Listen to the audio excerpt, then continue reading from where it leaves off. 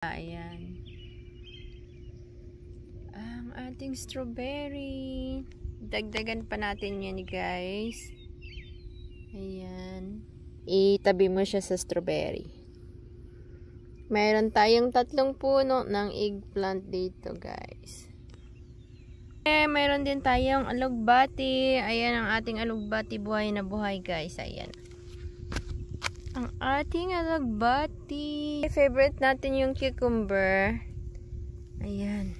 Ayan. Lagyan ko siya ng uhod para laging moist. Para hindi siya mamatay. Ayan. Ayan, may nag-change na siya ng dahon. Lumabas na ang maliit na cantaloupe. Ayan. Ayan, hindi pa siya masyado nalabas. Dito. Ayan. Wala pa siyang buwang. Pero ayan, may bulaklak na siya. So na rin yan. Ayan. And ang yung isa, ayan, nauna siyang namunga. So yung ating sitaw, yan pa lang yung medyo mataas-taas na yung dahon niya. Ay, bakit nag-green yung niya? Pre, meron din tayong parsley.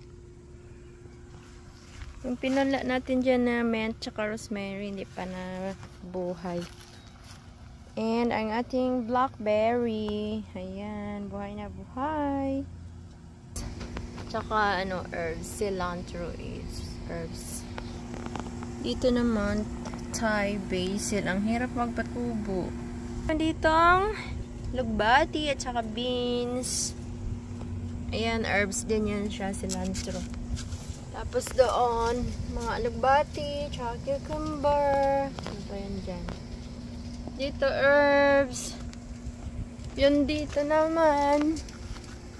Yung ating nag-iisang ampalaya. And yung spinach natin, yan, buhay na sila. Dito, mga spinach din yan dito. Dito, tsaka spinach.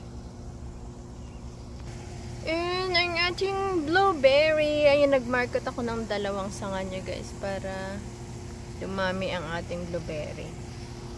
Dito yung mga pinanla natin, di pa nabubuhay. Mga onions. Ano yun? Asparagus. Yung dito, celery, buhay na buhay. Buti pa dito sa mabato-bato, nabubuhay sila kaagad.